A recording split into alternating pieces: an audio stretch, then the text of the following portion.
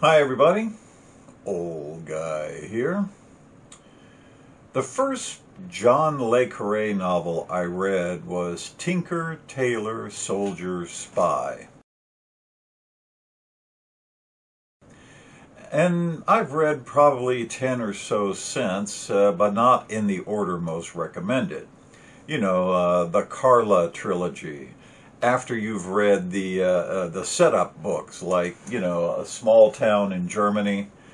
In fact, I haven't read them in any order, just as I ran across them.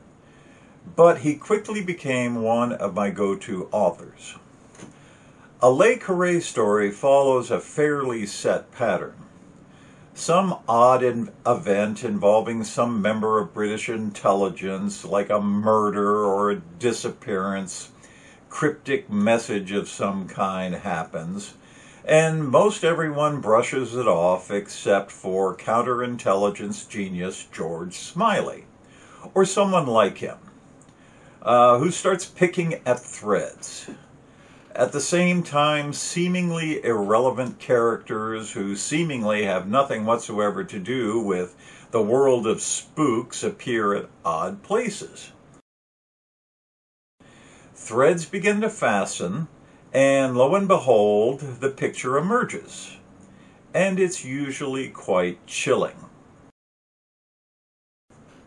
That is more or less the progression of this novel, Le Carre's last.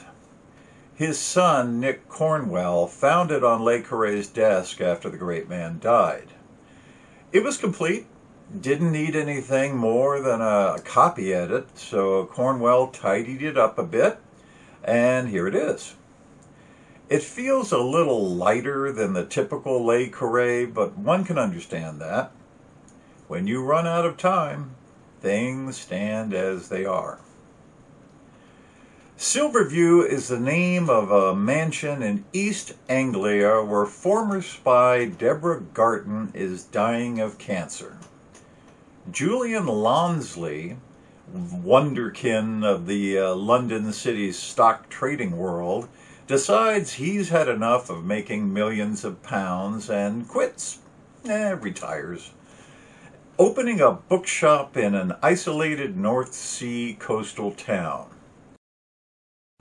One day, Edward Avon strolls in with his slight foreign accent, and he and Julian become friends and collaborators on a project to turn the basement of the bookshop into a classic section. Since Julian doesn't know get-all about bookshops, and Edward does. In the middle of this, a woman named Lily delivers a sealed letter to Proctor, the nearly retired head of British intelligence internal security, warning him about a dangerous leak of highly classified information. These are all the threads.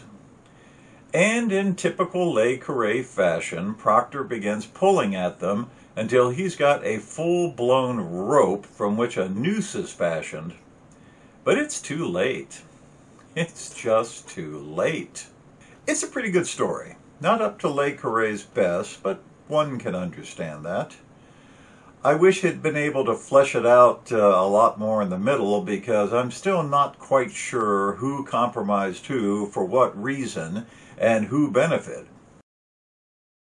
But that's okay, because the situation is resolved, not happily. They rarely are. There is a distinct shift in Le Carre's novels that coincide with the fall of the Soviet Union. Let's face it, the end of the Cold War was not kind to espionage writers, and a lot of Le Carre's post-wall novels feel that they have a desperation to them, like he's trying to find a reason to go on. But this one feels like one of his Cold War yarns, where nothing is what it seems, and victory is one side telling itself it did good, when it may not have. The Soviet spy agencies ran circles around the Western ones, just making them look silly. And the only reason they didn't come Nineveh, come tire us is the inherent flaws in the Soviet system that led to the wall coming down. Not that they've lost. They've just shape-shifted.